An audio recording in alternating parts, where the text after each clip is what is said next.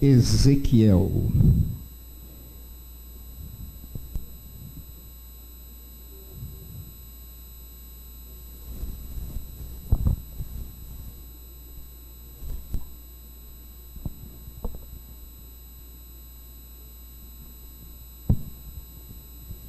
No capítulo 8, eu vou usar hoje uma Bíblia um pouco maior, diferente, é a Bíblia de Jerusalém.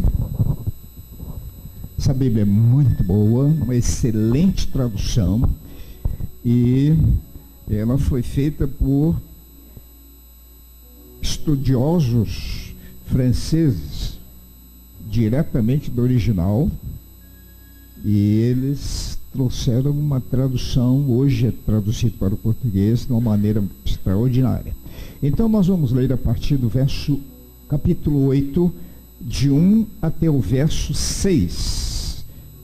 Ou melhor, até o verso 10. Vamos lá? Eu vou ler um versículo, as irmãs, depois os irmãos.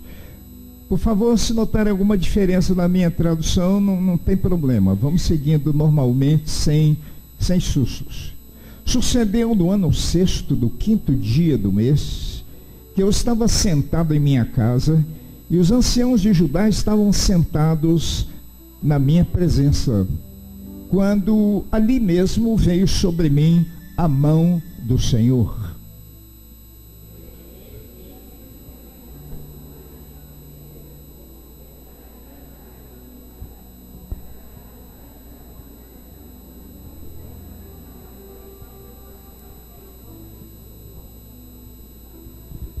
Verso 3, os homens.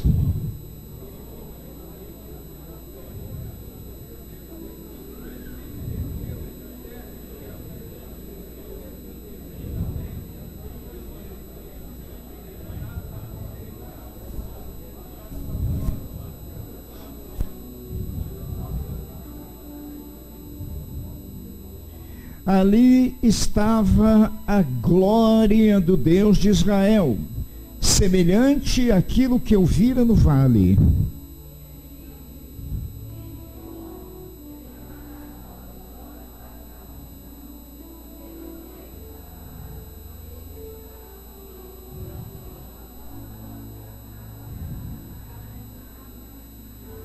Sexto, homens.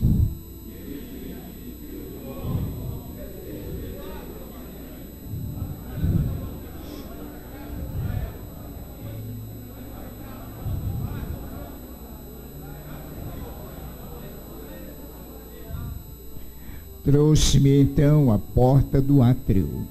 Olhando, vi um buraco na parede. 8.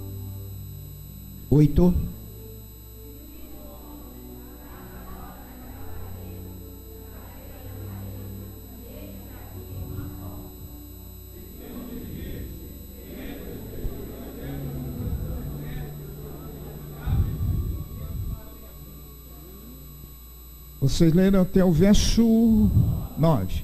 Entrei e fixei o olhar.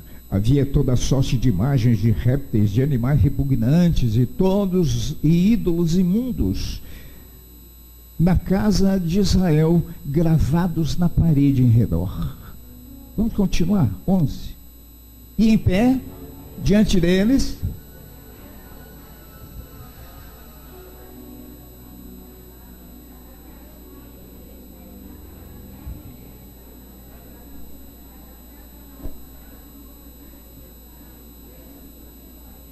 doze.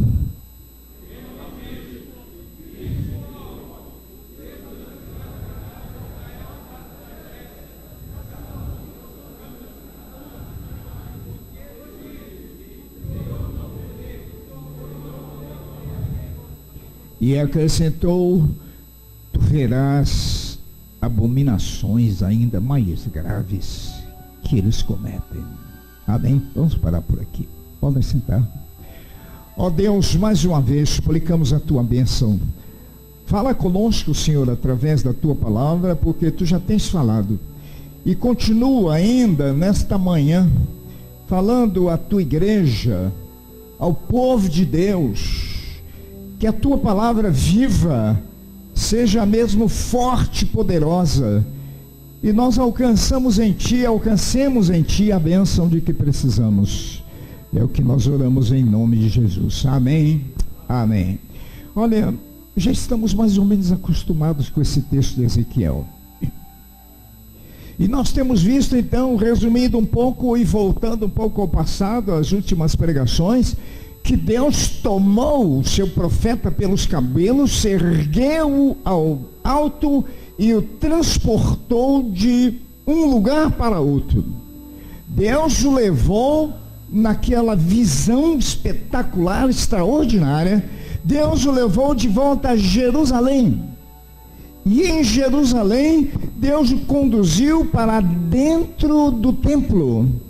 E dentro do templo, então, o Senhor foi mostrando aquelas coisas terríveis que estavam acontecendo, como nós acabamos de ver agora mesmo. Lá no capítulo 8, no verso 3, nós vimos que ali à porta do altar havia uma imagem. De um lado, então, você tinha a glória de Deus, ou a presença do Espírito Santo, mas do outro lado já não estava a presença do Espírito Santo.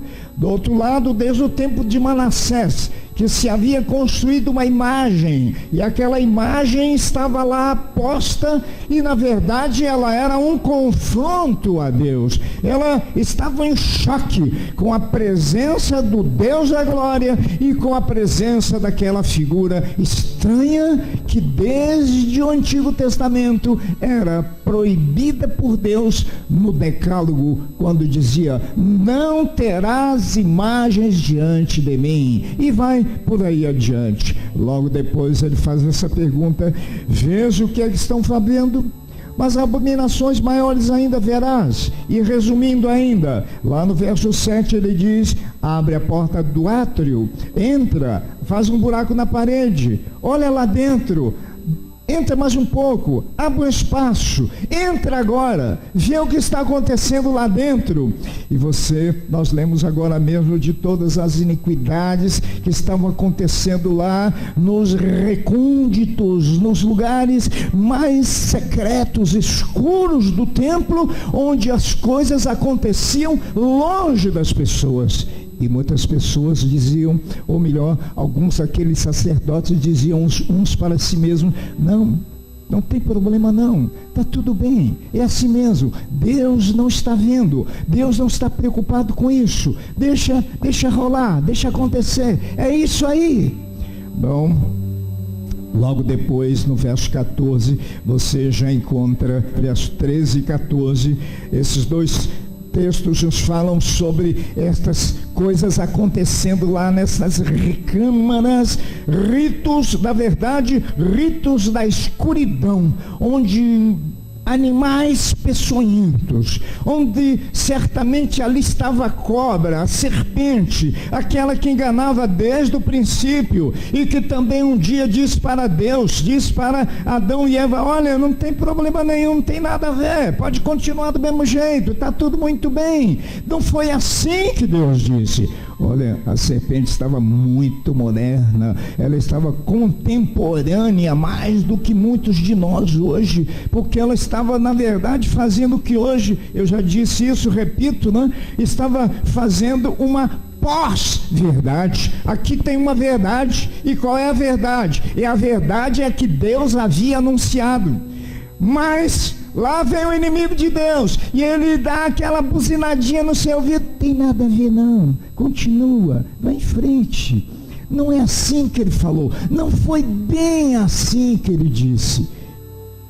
Pós-verdade é isso, você tem uma verdade, e depois da verdade, a gente vem e diz outra coisa, e diz: não tem nada a ver, mas tem. Continuando, que isso já foi visto na semana passada, mas é só para recordar e a gente chegar onde nós temos que chegar hoje.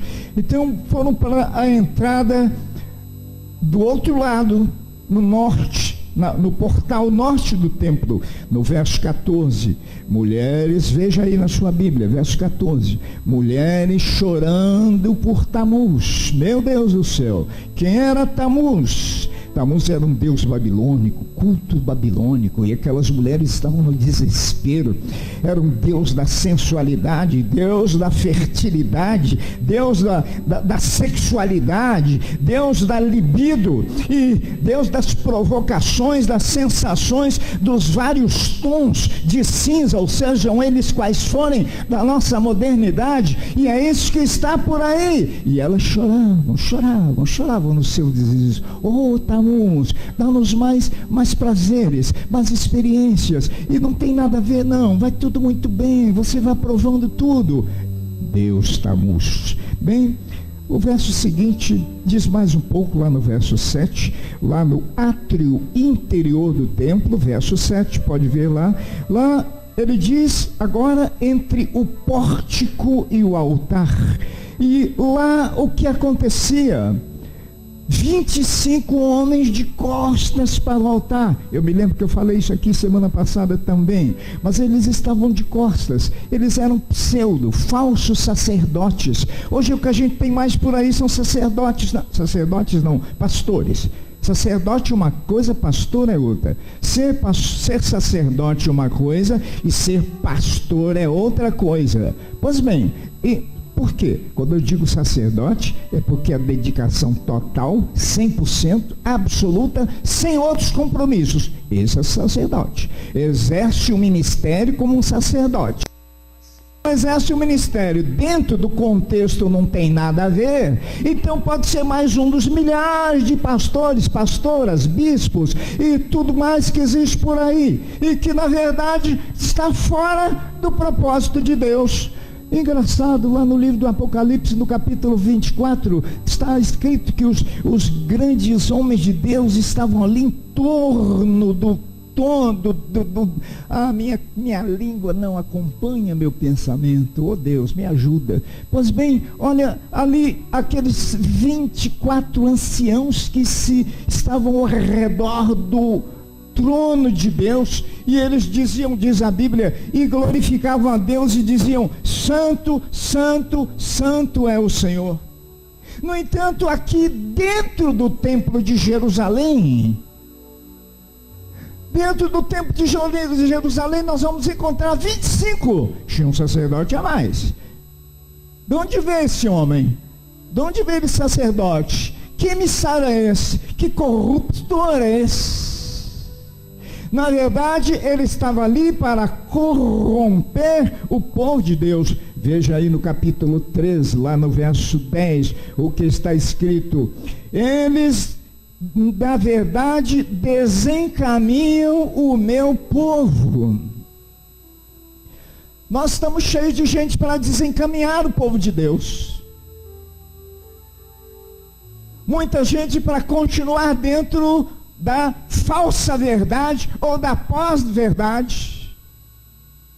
E esse desencaminhamento vai envolvendo as pessoas, envolvendo a sua mente, dentro do templo.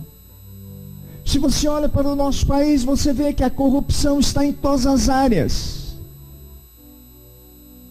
Porque a estrutura ou as estruturas do pecado introduziram em todas as áreas, desde o mais alto palácio até os outros palácios não tão importantes, não tão grandes, mas também importantes sim.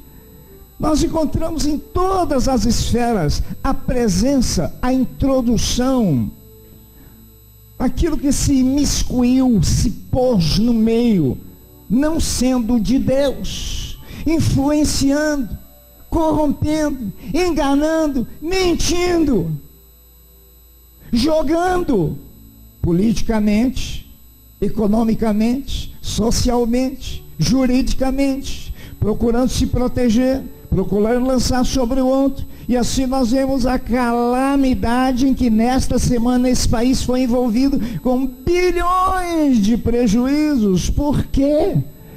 Pós-verdades. Um pouco de verdade misturado com muita mentira, e tudo lançado sobre o povo a prejudicar milhões e milhões de pessoas. Pois bem, aqui está escrito, olha, esses sacerdotes são sacerdotes do mal, eles estão aí para desencaminhar o povo de Deus. E as ovelhas vão humildemente e inocentemente entrando por esses caminhos e vão se perdendo. Continuando, isso tudo, volta aqui lá nos 25 de novo, né? Estavam de costas. O que é isso? Quem é que vira as costas? Quando a gente vira as costas é porque a gente não quer conversa com aquela pessoa. Eu te abandono, eu te esqueço, some da minha vida. É como se eles estivessem dentro da casa de Deus, dizendo ao próprio Deus, nós não queremos nada mais com você. Some. O nosso Deus é outro, o nosso propósito é outro, mas está tudo enrustido, tudo guardado, tudo por dentro.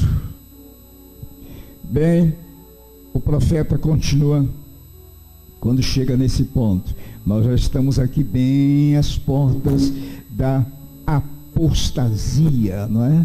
É a apostasia, quando é o abandono, o desrespeito, a desconsideração, a adoração de um outro Deus. Veja bem o verso aí, o verso 16, por favor, dá uma olhadinha de novo. 8:16. Vamos ler juntos, todos?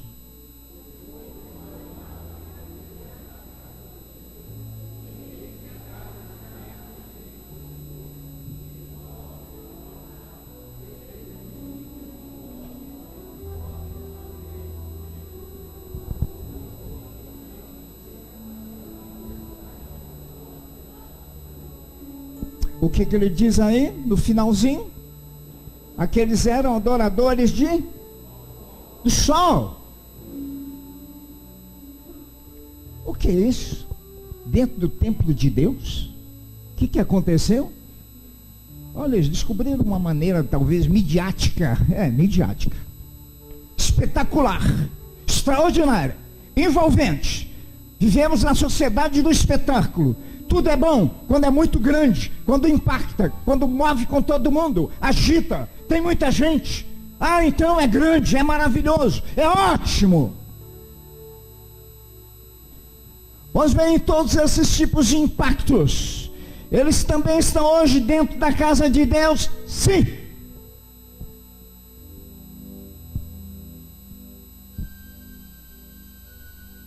E na verdade eles vão ocupando o lugar de um verdadeiro Deus. Como a Sara que estava do outro lado, aqueles estavam lá dentro, às escondidas, adorando um Deus que não era o Deus revelado, Deus de Israel. E aqui então surge uma pergunta. Veja o verso 17, por favor, acompanhe comigo o verso 17. Eu quero falar pouco,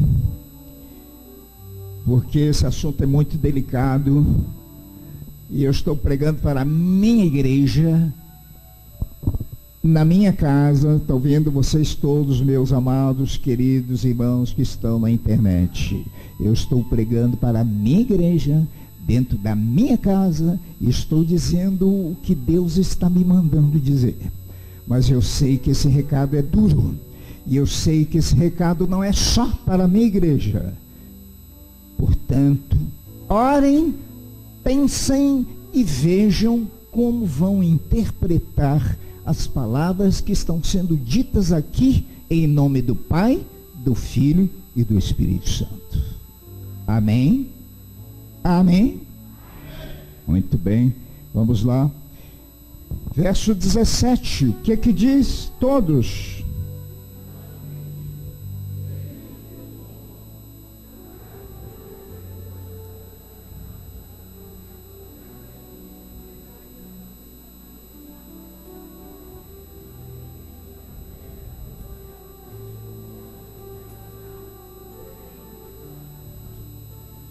Amém. Vocês leram o verso 17 mesmo? Deixa eu ver aqui na minha Bíblia.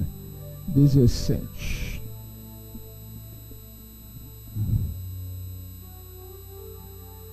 Está aqui. 9, 17 não. 10, 17 não. É a grande pergunta que ele faz. Olha lá.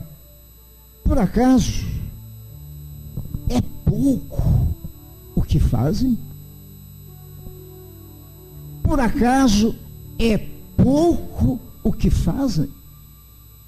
Ou, não da tradução, a tradução está aqui do nosso boletim, a pergunta está dessa maneira, olha lá. Ezequiel 8, 17. Por acaso é coisa de pouca monta o que fazem? Mas a insensibilidade já chegou a tal ponto, a dureza de coração, a falta de consciência da santidade, da presença e da glória de Deus.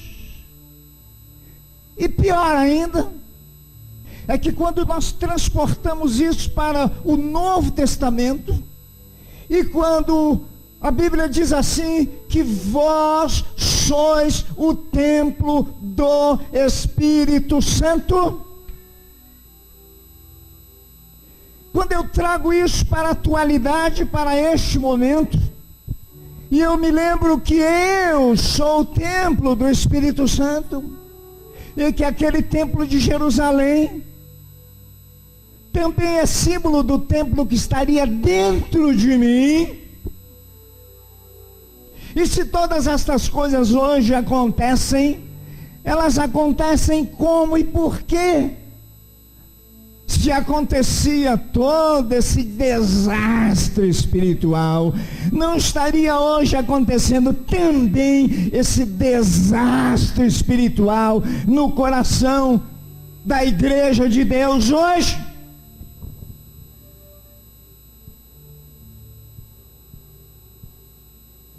Não estaria aí cheio de animais peçonhentos, mal cheirosos, fedendo?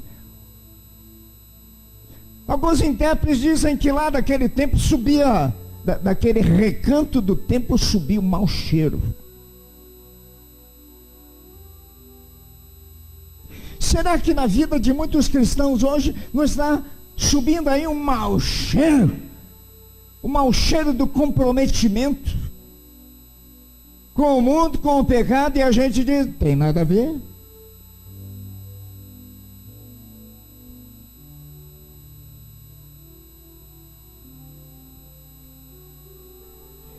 Eu sei que chegou a esse ponto em que o próprio Deus vem e diz, olha, não,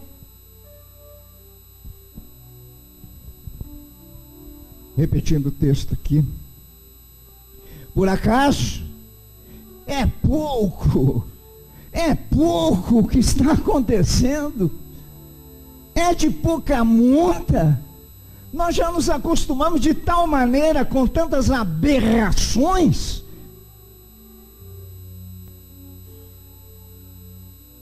Pastor vai esvaziar a igreja, mas vai encher o céu.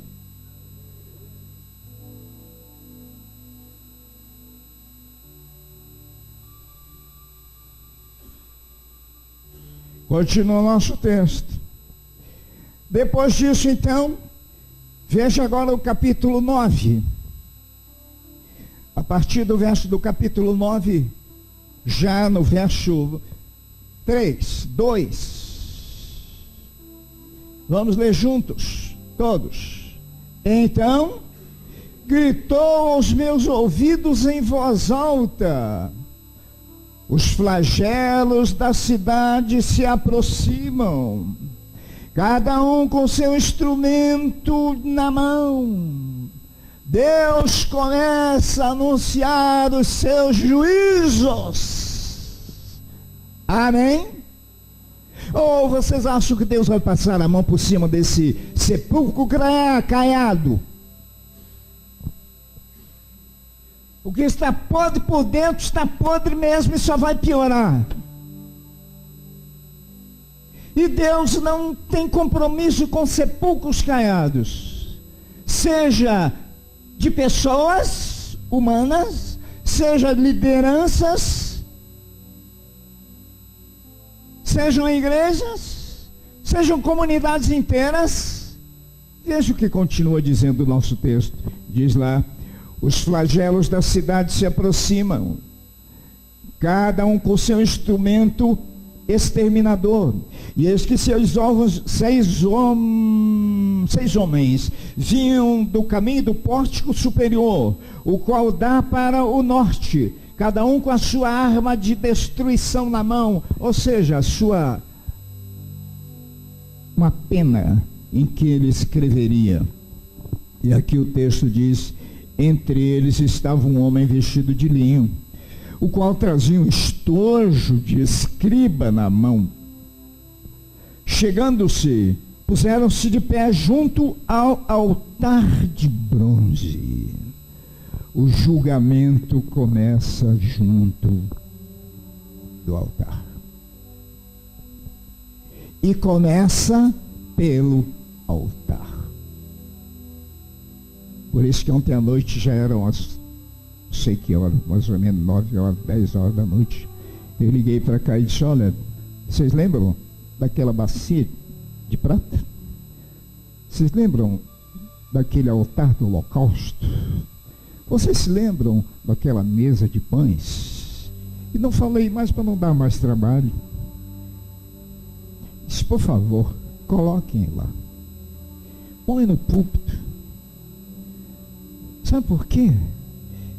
Lá no tabernáculo, e nós temos tudo, a Peniel está cansada de estudar tudo isso. Nós já sabemos tudo isso. Tem uma igreja que sabe tudo isso nessa cidade, se chama Igreja Peniel.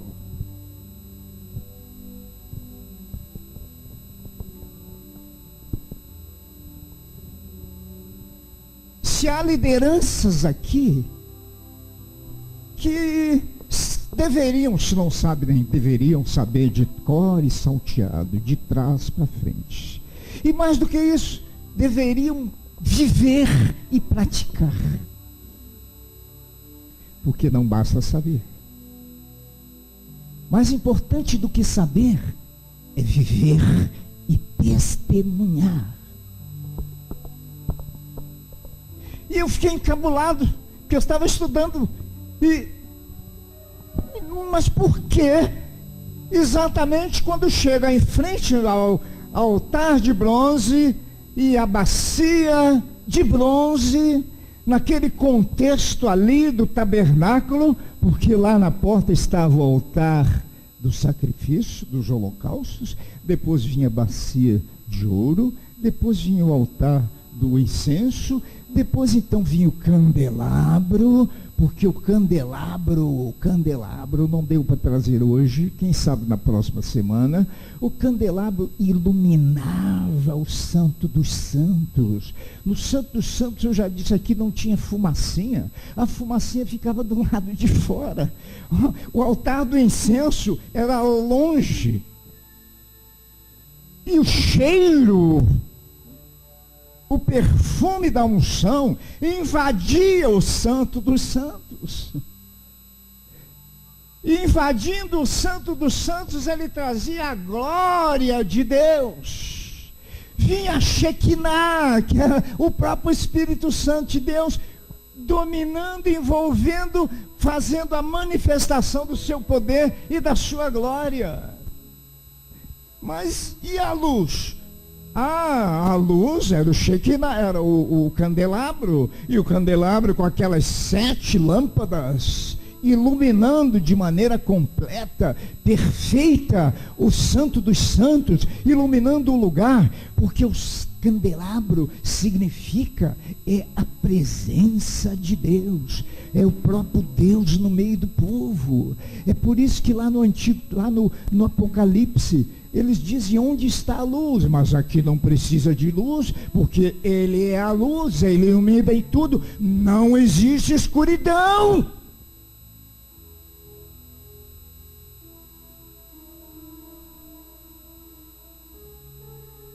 Onde o Espírito de Deus está presente, e o candelabro, que é candelabro, aquela peça que tem, já disse, né, 7 hastes.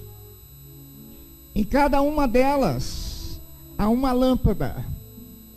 E aquela lâmpada principal, ela está ligada a um bojo, onde se encontra o óleo da unção.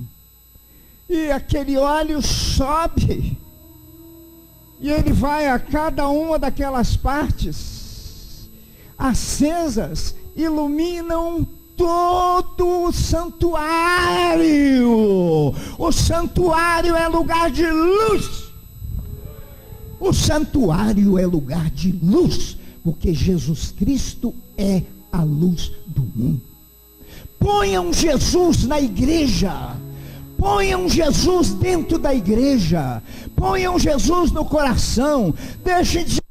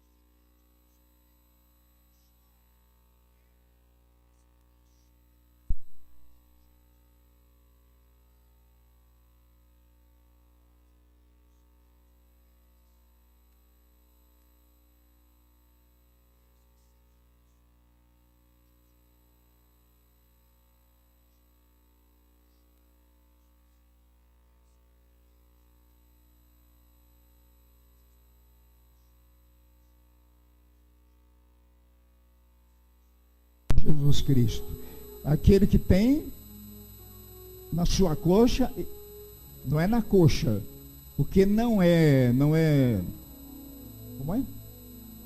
Tatuagem.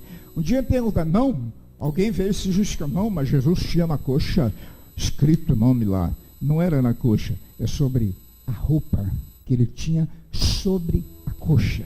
E naquela veste estava escrito, Rei dos Reis, Senhor dos Senhores. Amém? Muito bem, continuando, vamos lá.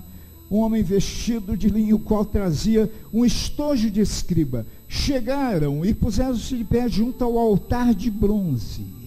Altar de bronze. Por que tudo isso é tão importante? Por que o Espírito Santo leva esse homem exatamente diante, frente a frente, cara a cara, com o altar de bronze? Deixa a criança, nem olhe para ela. Eu espero que ela não caia e não se machuque, só isso. O resto não interessa. É o mais inocente e puro que tem aqui. Então, diz a palavra, no altar de bronze. Eu quero que você leia também agora Êxodo capítulo 30, versos 21 e 22, por favor.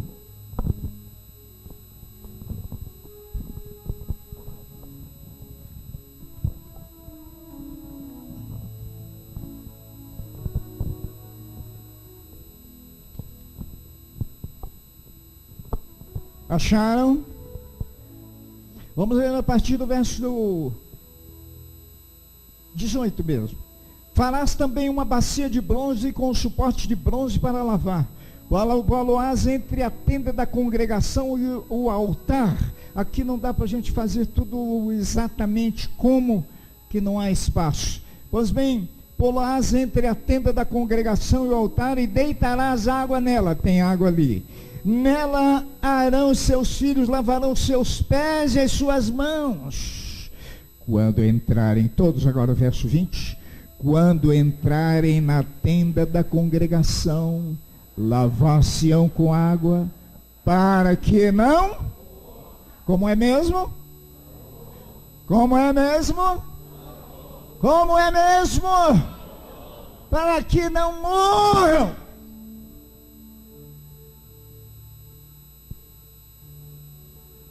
Pastor, mas isso é Velho Testamento. Agora a graça basta e a gente pode tudo. A Bíblia continua dizendo: a alma que pecar, esta morrerá.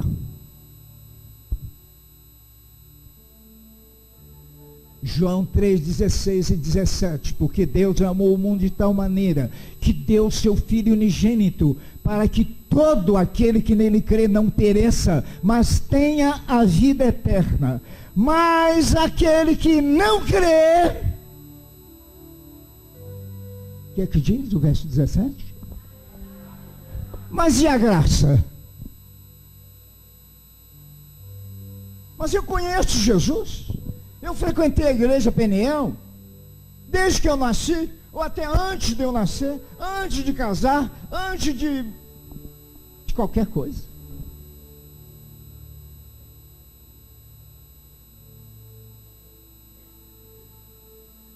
Ninguém é salvo porque frequentou a igreja. Ninguém é salvo porque trabalhou na igreja.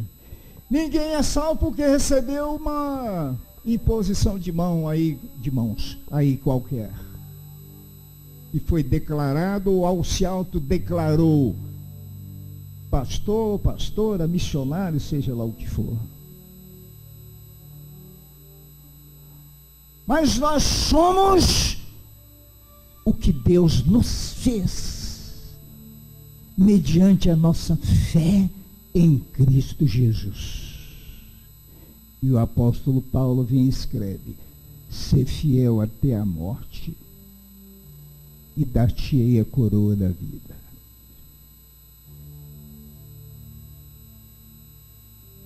Continuando, verso 9, verso 20, todos. Quando entrarem na tenda da congregação. Isso aqui é o tabernáculo, não é? Lavar-se-ão com água, para que não morram. Ou quando se chegarem ao altar para ministrar, para acender a oferta queimada ao Senhor, lavarão, pois, as mãos, os pés, para que não morram. E será por estatuto perpétuo a ele e a sua posteridade, e através das suas gerações. Que nós não temos tempo para ver tudo lá. O sacerdote, meu irmão, antes de vir para o templo, ele tinha que tomar um banho completo. Tinha que fazer uma raspagem geral de todos os pelos do seu corpo. Todos. Tinha que vestir uma roupa limpa e nova. E cada vez que ele usasse essa roupa limpa e nova, quando terminasse o culto, aquela jogava fora. Para o próximo culto, é uma outra e nova roupa. Sabe de uma coisa? Chega ao ponto de dizer assim: olha, cuidado com a estola sacerdotal. Estola é aquela capa que vem em cima, por cima de tudo.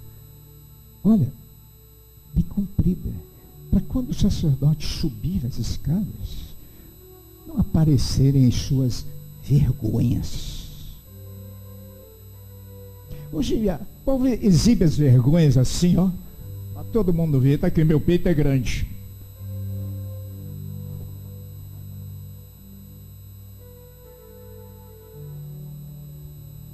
Tem gente que não pode sentar, porque sentada, ai da recuperação. Pastor Reuel, não, Ezequiel, é melhor. Amém? Ah, mas isso é para hoje. Naquele tempo, a ordem moral era muito mais grave. Hoje as pessoas andam do jeito que elas querem. Tudo bem, vamos respeitar a todos. Mas você não pode evitar o que está escrito na palavra de Deus.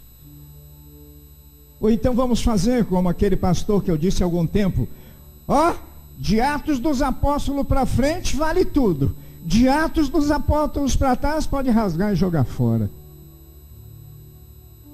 Bendita água. É isso aí, ó. Está precisando de água mesmo. O povo está precisando de água. Água do Espírito Santo. Água do poder de Deus. Precisa tomar banho. Banho por dentro e por fora. Tem que lavar a alma. Tem que lavar a alma. Eu ando meio bravo quando vejo crente falar mal do Brasil. Eu recebi alguém que mandou uma música para mim dos Estados Unidos. Se eu estiver ouvindo, escuta bem, a paciência. Um hino arrasando com o país. O hino nacional brasileiro, daquele jeito que você puder imaginar, da pior espécie possível, que eu não consegui ouvir nem até o final. E sabe o que eu pensei? Eu vou responder, não respondi mesmo. Se você estiver ouvindo, meu amado irmão, onde seja, não é no Brasil, né? Pois bem, então, 2 Crônicas 7:14. Esse é um remédio para o Brasil. Se a podridão está aqui dentro, imagina o que não está lá fora. Enquanto a igreja não melhorar, e a igreja sou eu, a igreja é você. Se você não melhorar, o Brasil não vai melhorar, só vai piorar. E é por isso que Deus mandou o castigo, sim. Olha, nós vamos chegar lá agora mesmo. Deus mandou o castigo para o templo, para quem estava no templo, começando pelos sacerdotes, a todos que trabalhavam, a todos que frequentavam, aos que entravam nos átrios, no santo, até o lugar santo onde fosse permitido somente, ou nos pátios do tabernáculo. Mas ele também mandou o castigo para Jerusalém, a cidade inteira. Será que não dá um tremor nas pernas? As minhas tremeram esta semana, lendo isso, meditando nisso. A que ponto chegou a calamidade? A nossa incongruência, ou seja, incapacidade de entender as coisas. Quando eu cheguei aqui, tia Tereza estava lá atrás, fui conversar com ela. Pastor, o povo está precisando de acordar. Mas esse acordar começa no altar. Sabia? Por mim, por nós, pelo povo. Por que as pregações muitas vezes não têm poder? Porque os pregadores não têm autoridade moral e nem vida. A igreja nunca será melhor do que o pregador ou do que o seu pastor. Voltemos a Ezequiel aqui. E então, verso 2: eis que viam 6 homens caminhando pela porta superior, estou olhando já na outra tradução, que olha para o norte, cada um com a sua arma esmagadora na mão, e entre eles um vestido de linho. E ele veio e entraram e se puseram junto ao altar de bronze.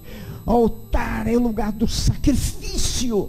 E Deus então resolveu falar ao povo de Israel, através do seu profeta, junto ao altar, ao altar, ao altar. A igreja espetáculo vai acabar. A igreja show vai acabar. A igreja midiática vai acabar, sim. E é Deus quem a destruirá. Não se enganem. Verso 3.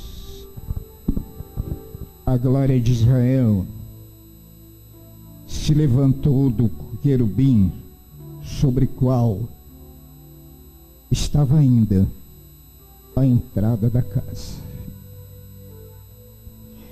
E o Senhor mesmo chamou. E Elohim está aqui no outro texto, é meu texto aqui da Bíblia de Jerusalém.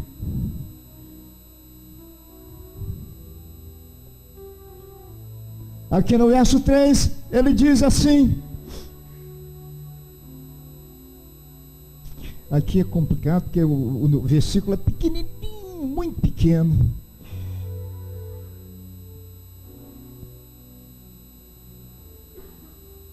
A glória, verso 3, a glória de Israel se ergueu de sobre o querubim, sobre o qual se encontrava. Veio ao limiar ao batente da porta do templo, e chamou o homem vestido de linho, que traz na cintura o estojo da escritura. E a velha disse: percorre a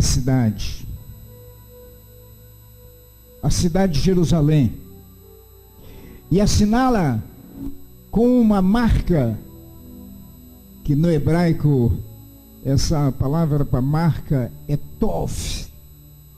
A letra tov, é assim, é igual uma cruz. Pois bem, e ele diz aqui, e marca com a marca que parece a da cruz, na testa daqueles que estão gemendo e chorando por causa de todas as abominações que se fazem na casa, por causa das abominações que se fazem no meio dela.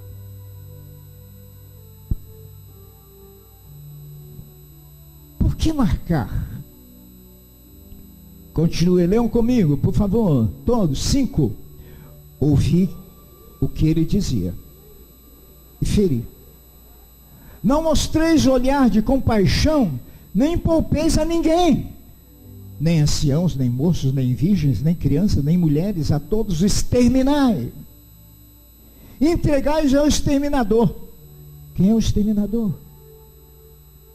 Qual foi o exterminador que veio lá no passado, capítulo 12 do livro de Êxodo? O anjo vingador veio naquela noite. Quem não tinha o sinal do sangue, pereceu. Verso 5. Ouvi que dizia aos outros: percorrei a cidade atrás dele e feri. Não mostreis olhar de compaixão. Ou seja, Deus não tem compromisso com a afronta.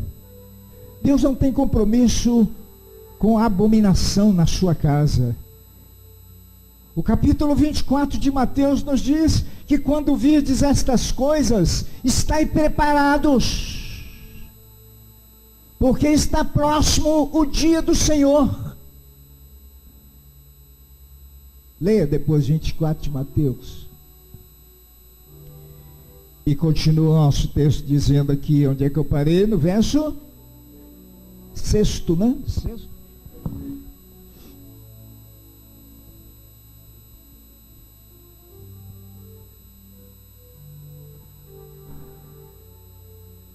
Entregais ao exterminador. Então você vê aqui dois momentos diferentes, né? Logo em seguida vem: não toqueis ninguém daqueles que trouxerem o sinal da marca. Amém? É isso mesmo que vocês leram? Qual foi o verso 6? Eu vou ler na minha outra tradução para evitar qualquer dúvida. E ela diz assim: aos outros disse, ouvindo eu, passai pela cidade após ele, e sem que os vossos olhos poupem, e sem que vos compadeçais, é duro, diz assim: matai. Matai velhos, homens, crianças, virgens, mulheres, até a exterminação. Mas a todo aquele que tiver o sinal, não toqueis. Não toqueis. Não toqueis a quem? Aos intercessores de Deus. Aleluia! Olha aí de novo, volta lá. E se o meu povo, que se chama pelo meu nome, e se converter,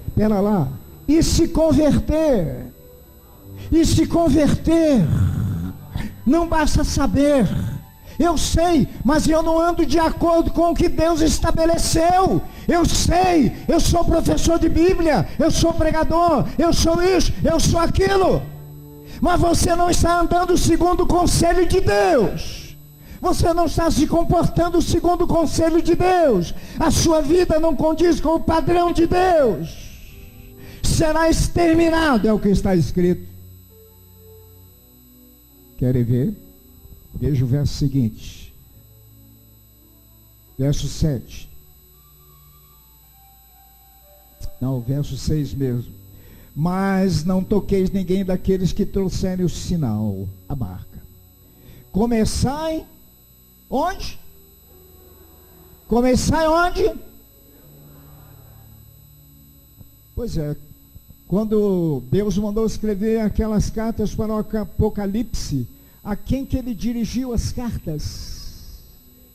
Não, dirigiu a carta à igreja. As cartas eram para as igrejas, mas elas foram dirigidas a quem? Ao anjo da igreja, ao pastor. Pastor, você é responsável. Eu sou responsável. É por isso que eu estou falando assim. Sabe por quê? Eu não quero esse peso sobre os meus ombros amanhã, ou hoje, ou daqui a pouco, ou agora mesmo. Mas se você não estiver dando o sinal certo, a palavra certa e o comportamento certo, meu amado irmão ou irmã, você é culpado perante Deus. Amém? Bolivianos, vocês estão entendendo? Estão? Amém. Verso 7. Verso 8.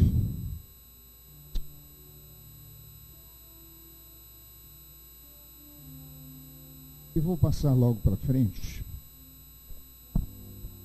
que já é muito tarde. Então, aí começam os juízos de Deus. E você já viu que os juízos de Deus não são brincadeira, né? No livro da graça, da misericórdia de Deus, o livro de Romanos, onde o grande apóstolo Paulo descobriu a justiça de Deus pela fé, é lá mesmo onde a graça de Deus cobre os nossos pecados. É lá mesmo que ele diz também no primeiro capítulo, lá pelo verso 29, ele diz assim, que Deus, por causa da dureza do seu coração,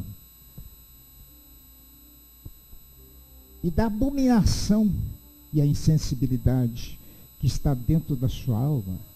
Olha, esse casal falou comigo antes do culto que precisaria sair, que tem um compromisso. Amém. Deus os abençoe no seu compromisso, que os leve em paz. Pois bem, então, nesse apóstolo Paulo que escreve da justiça de Deus, que o justo é salvo mediante a fé pela graça, ou mediante a graça por meio da fé.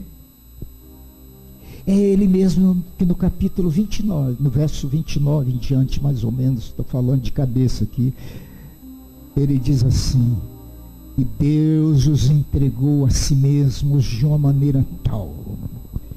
Nós costumamos aplicar isso aqui só a uma certa classe de pessoas, mas a Bíblia aplica esse texto a todos os pecadores, sejam pastores, sejam missionários, membro da igreja, seja quem for. No seu coração se corromperam tanto que se tornaram insensíveis. E na sua insensibilidade, chega a um ponto em que Deus agora é que vai fazer o seguinte: ó, já disse tudo o que tinha que dizer, já expliquei tudo o que tinha que explicar, enviei o meu filho, ele deu a sua vida, ele morreu, ressurgiu, voltou à glória, retorna, a palavra ficou aí. Se eles não querem, Deus virou o seu rosto. Deus virou o seu rosto.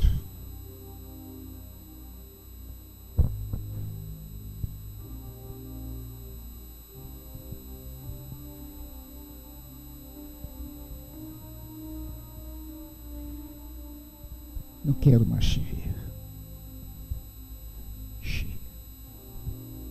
Deus os entregou a si próprios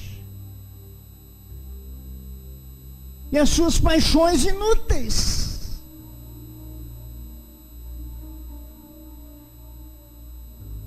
Juízos de Deus.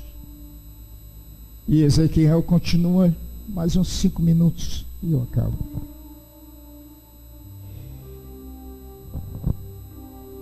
9:3, já li. Vamos mais adiante. 9:2 diz assim: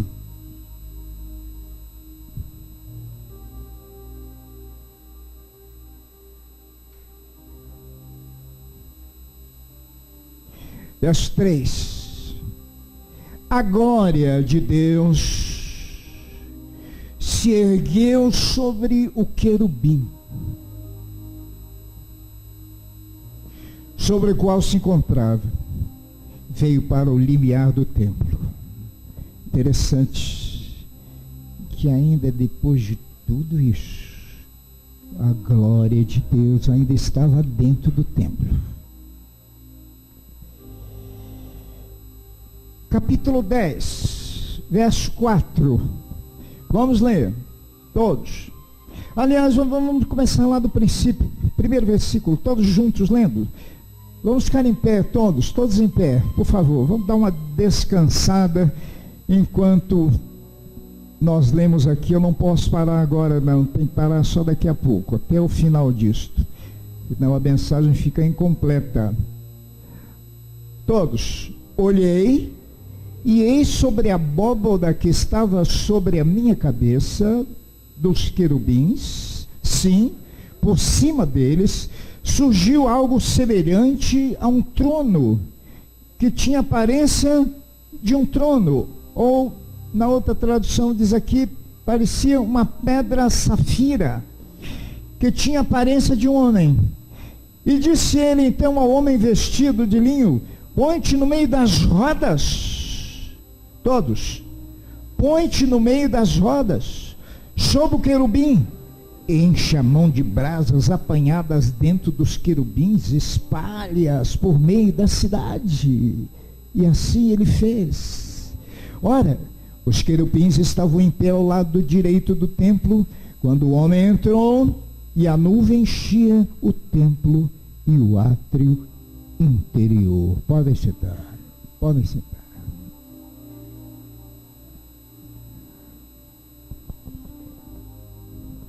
Senhores, a glória de Deus ainda estava ali. Ainda.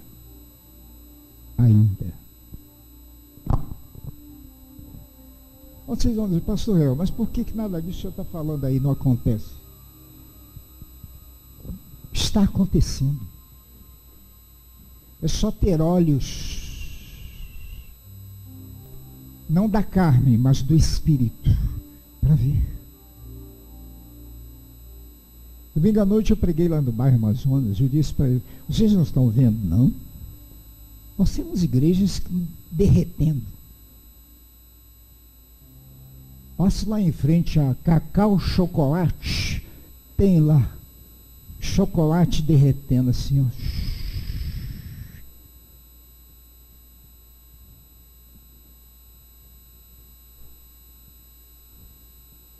Tem muitas igrejas e muitas vidas derretendo.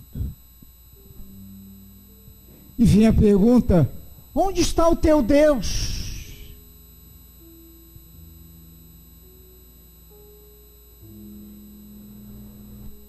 Então volte lá ao Salmo 137. Junto aos rios de Babilônia nos assentávamos e chorávamos, lembrando-nos de Sião. As canções que havia no meio dela, e eles pediam: canta-nos uma canção daquelas que vocês cantavam lá em Jerusalém. Mas como é que nós vamos cantar as canções do Senhor em terra estranha? É por isso que hoje não se cantam mais as canções do Senhor nas igrejas. Como cantar a canção do Senhor dentro de lugares onde o Senhor não está mais? Onde Ele foi empurrado lá para dentro? Onde Ele está dizendo: estão me mandando embora, não posso mais ficar aqui dentro desse santuário. É impossível ficar nesse lugar que se chama templo, santo, casa de Deus, onde tudo acontece, menos aquilo que eu determinei.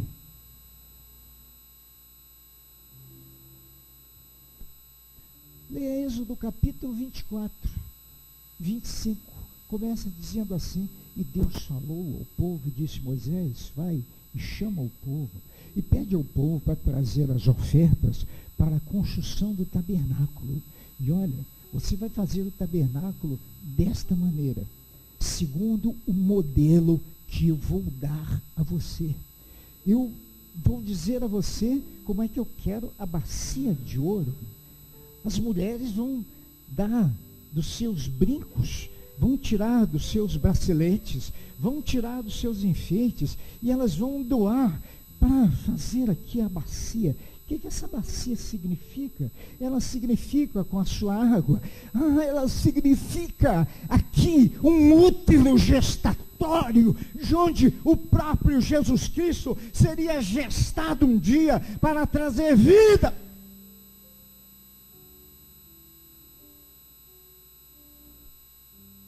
A igreja moderna não tem lugar para isso, mas vai até as pontas do altar.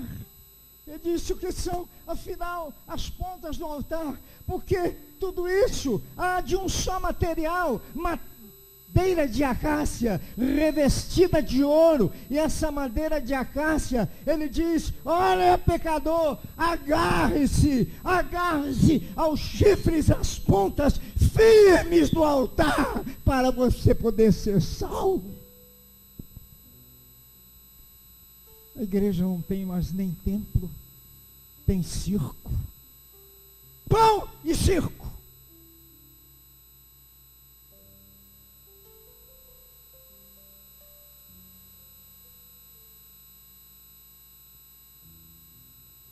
Pontas do altar, as pontas do altar, elas são como que uma imitação do chofar, que vinha cheio do óleo do Espírito Santo e da unção de Deus, para ser derramado sobre o povo de Deus. Mas hoje não tem mais altar, não tem mais templo, não tem mais altar do incenso, não tem mais pontas e chifres do altar para derramar para o povo. Então, seja o que Deus quiser. Carnaval.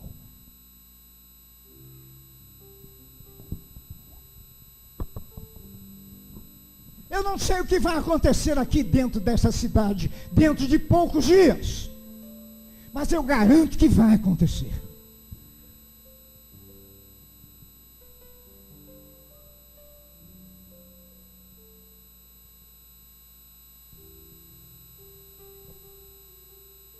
Porque está escrito. Continuando.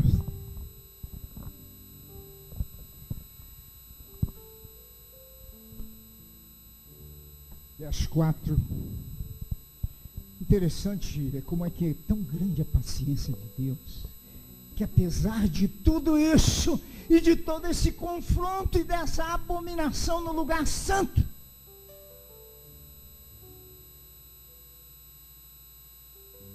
dando uma virada, chegando mais lá para cima, porque isso aconteceu mais ou menos em 586, quando Jerusalém foi invadida e o templo foi destruído, e também Jerusalém praticamente foi arrasada. Mas um pouco mais adiante, já no tempo de Herodes, no ano 70, quando Tito entrou na cidade, e Antíoco Epifânio pegou um porco e levou o porco e o sacrificou no altar de Deus.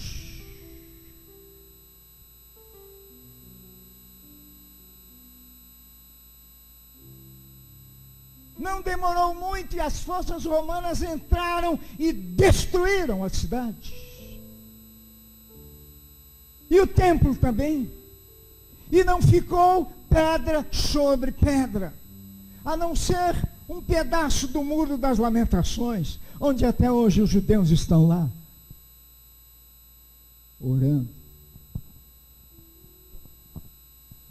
Pois eu acho que vai acontecer a mesma coisa em muitos lugares chamados hoje Santuário de Deus, porque não são.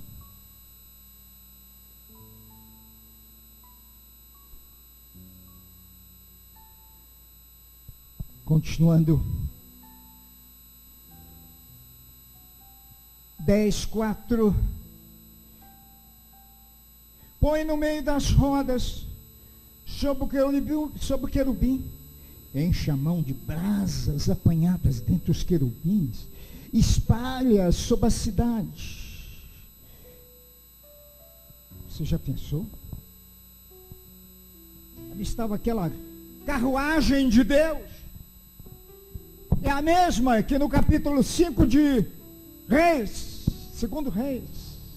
Elias foi arrebatado.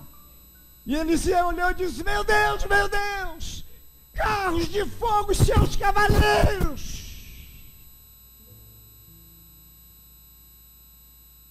Preparai-vos para ouvir, sim, a voz do Espírito Santo dizendo: cavaleiros de fogo, carruagens de Deus e seus cavaleiros.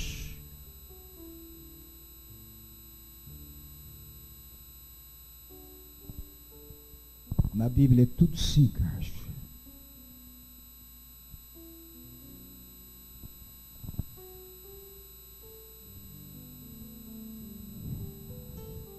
Verso 4: a glória de Yahvé ergueu-se de sobre o querubim, movendo-se em direção ao limiar do templo. Deus é muito misericordioso, porque até este momento ainda estava ali, no canto, mas estava.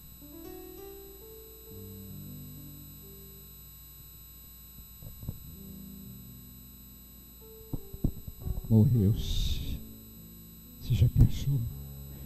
Feche seus olhos. Deixa aquela carruagem de fogo. As rodas cheias de olhos, que são os olhos do Espírito Santo de Deus. As asas dos querubins, o tatalar,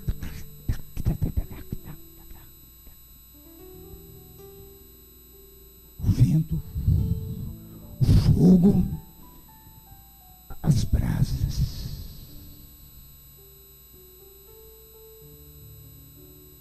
Vai lá, pega essas brasas. E elas pegou, espalhou sobre a cidade.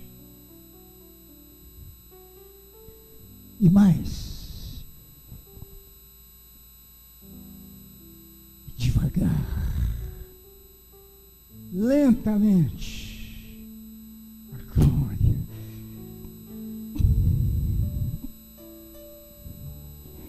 a glória do Senhor foi se movendo, foi se afastando daquele lugar de iniquidade, chamado templo, que agora era abominável aos olhos de Deus.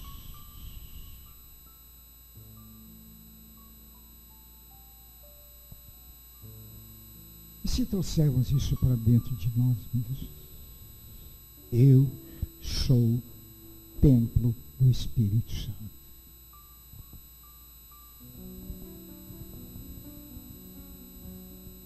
Será que ele também não está dizendo: olha que coisas abomináveis que vocês estão fazendo?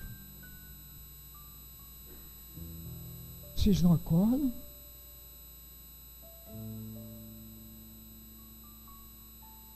O que acontece?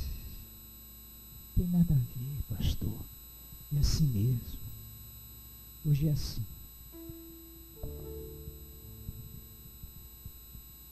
Escutem o resto da história.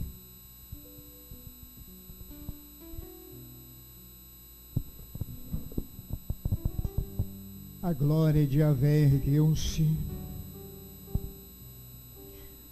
sobre o querubim, movendo-se para o limiar do templo.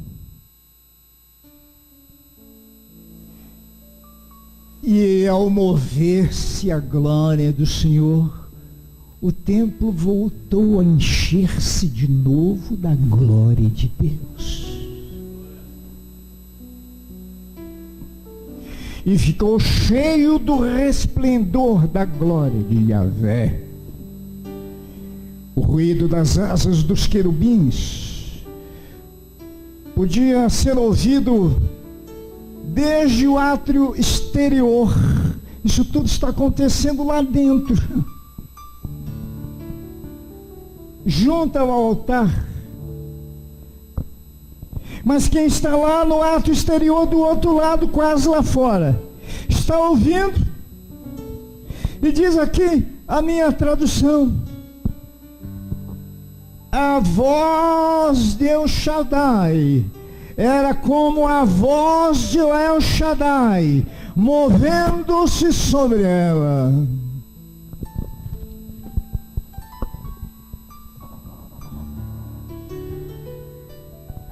Era a voz de El Shaddai quando ele fala.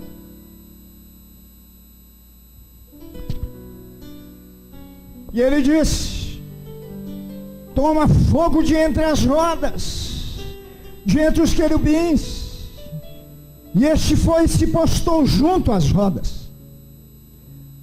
O querubim estendeu sua mão dentre as brasas, para o que ficava junto a eles. Tomou e o colocou nas mãos do homem vestido de linho. E este tomou e saiu.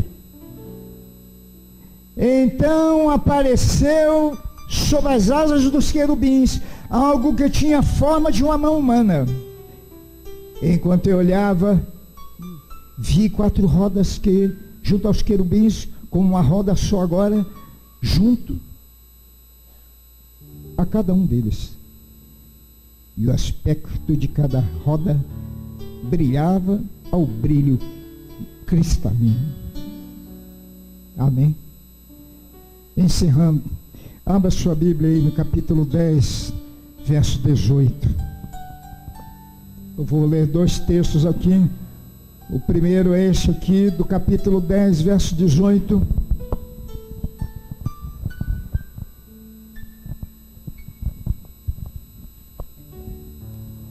Depois eu vou ler no capítulo 11, verso 22.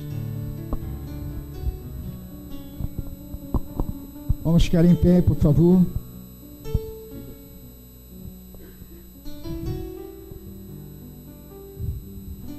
Em seguida, a glória de Yahvé saiu de sobre o limiar do templo e pousou sobre os querubins.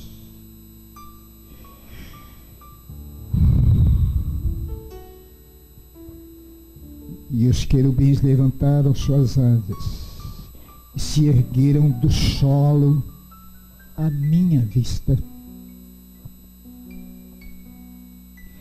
Ao saírem, as rodas estavam todas com eles.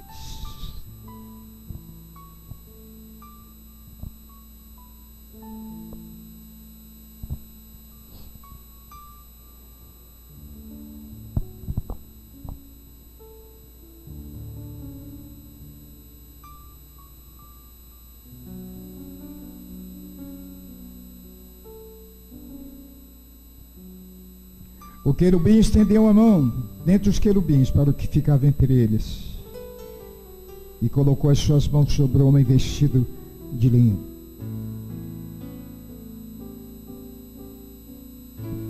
E assim foi. Verso 19, por favor. Os querubins levantaram as asas, ergueram-se do solo à minha vista. Ao saírem, as rodas estavam com eles. Detiveram-se junto à porta oriental do templo. Templo de Yahvé. E a glória do Deus de Israel pousou sobre eles. E assim, a glória do Senhor, o Espírito do Senhor, se foi, porque não havia lugar para ele mais no templo de Jerusalém.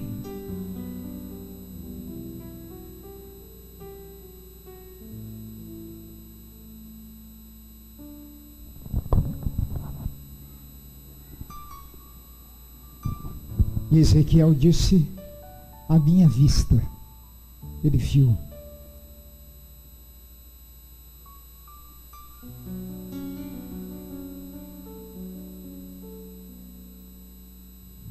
foi-se o Espírito Santo.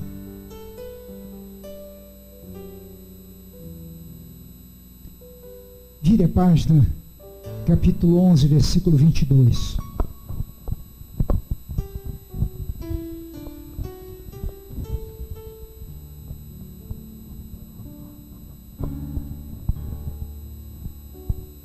Primeiro, Deus se foi do templo.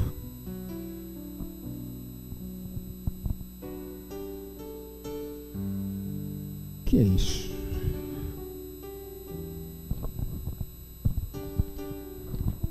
Deus se indo de nós também? Como seria a sua vida sem o Espírito Santo? O que seria a igreja sem o Espírito Santo? 11, 22. Então os querubins ergueram as suas asas, enquanto com eles, ao seu lado, iam as rodas. A glória e o poder do Deus de Israel estavam por cima sobre eles. E a glória de Deus elevou-se de sobre a cidade e pousou no monte ao ocidente, ou o Monte das Oliveiras. Feche seus olhos.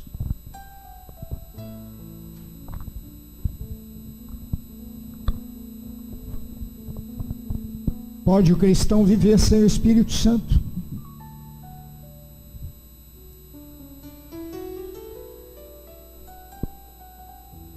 Pode a igreja viver sem o Espírito Santo?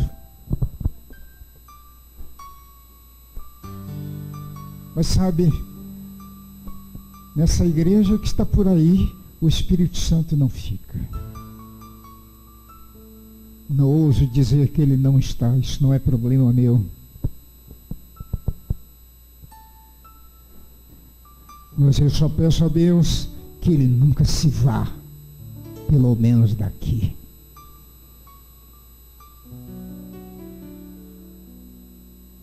Vamos orar. Levante suas mãos. Clame ao Espírito Santo. Espírito Santo, eu preciso de Ti. Ai de mim sem o Espírito Santo. Estou morto, estou morta. Jamais serei curado, jamais serei abençoado sem o Espírito Santo. Espírito de Deus, vem sobre mim. Vem sobre mim.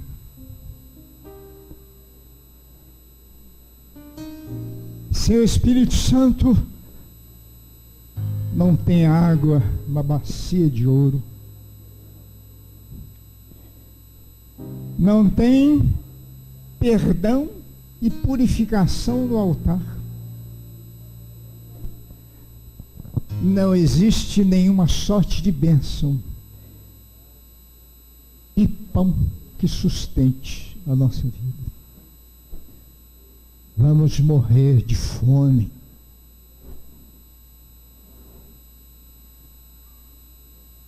E o mundo está coberto hoje de guerra ou guerras, fome, pestes, mortes.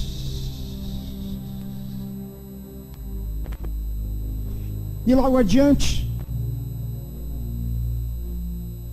o próprio profeta vem e diz: olha, o fim vem, o fim vem, o fim vem. Acordem, acordem, o fim vem. Levante o clamor agora no seu coração. Espírito Santo, Tu és o Espírito da glória de Deus, vem sobre mim. Não me deixe confundido, não me deixe ser iludido nem levado, ainda que seja anjos de luz para proclamarem um novo evangelho. Não é o Teu, porque o Teu evangelho é Espírito e vida. Aleluia. Vamos orando.